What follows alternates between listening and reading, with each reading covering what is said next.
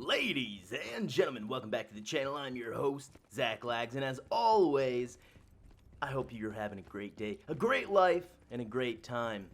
This game is Black Ops 3, and I wish I knew when these games came out how great the campaigns were.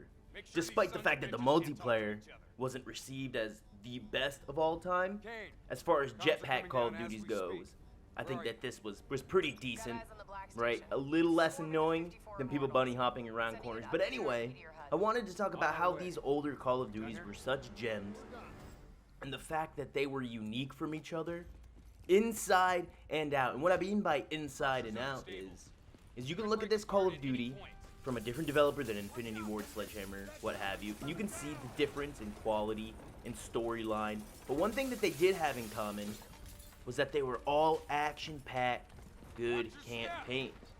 And it seems we're getting kind of shorter and shorter campaigns and more of a battle royale multiplayer aspect.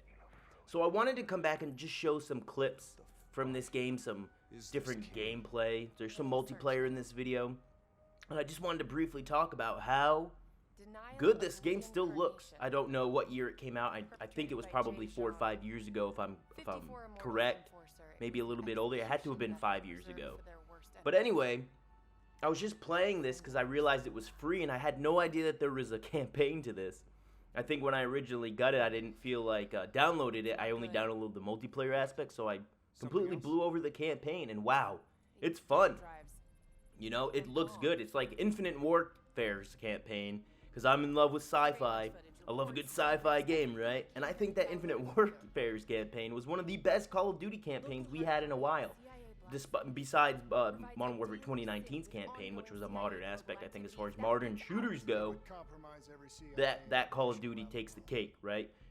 MW2 2022's campaign was just too short for me to really enjoy it. It seems it was cut up and put together real fast with just enough action to kind of make you think, wow, this is a good campaign.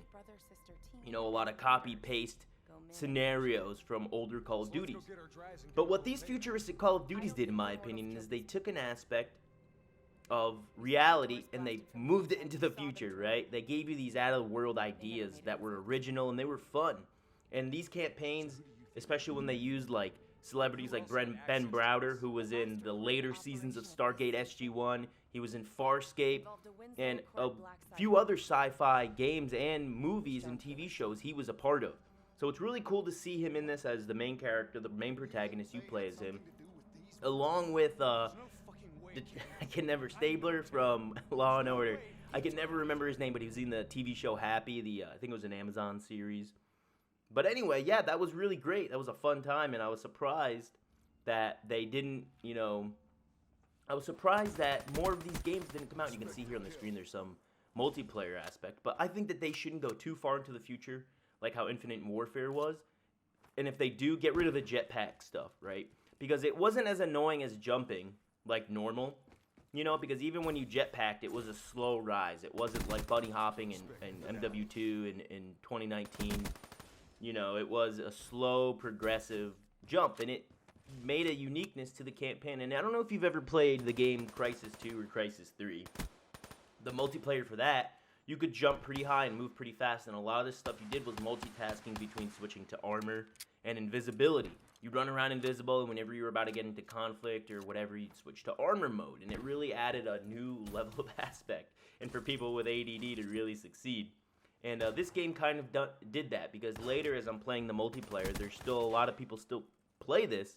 I noticed that there were people that were just too good, you know, like they've been playing it since it came out and never stopped with how they operate with the jetpack mechanic and everything.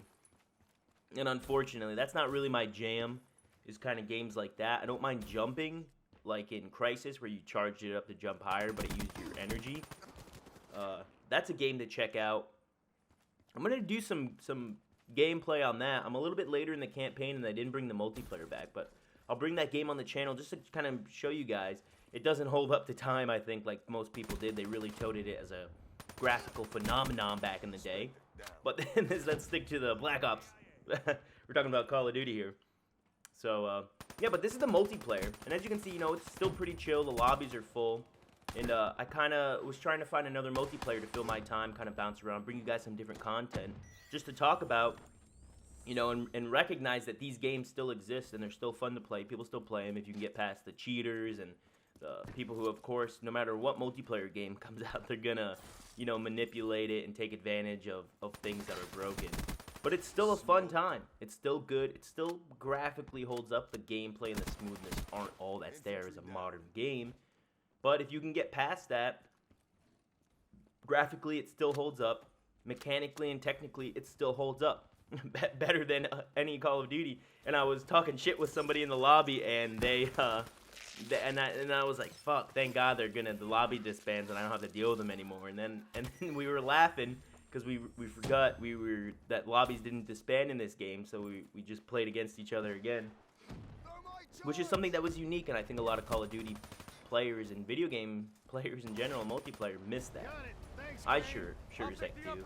But you can see this mission, it's pretty cool with what happens next.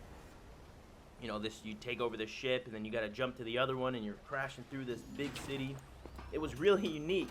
You know, one of these slow-mo, breach the room missions. I was standing there, and I completely forgot. But let me know what you guys think. If you made it this far, think about subscribing, liking, commenting, disliking if you want to dislike, like if you want to like. Subscribe if you want to subscribe. I'm bringing a lot of content to this channel, a lot of different games. I just want to show games that I start playing or that I feel are positive in the role of modern gaming, and how we can kind of look back at the past 2 decades of gaming and see if what we're missing, what we truly had prior to this modern era of battle royales and pay to wins. So I hope you guys enjoyed this video.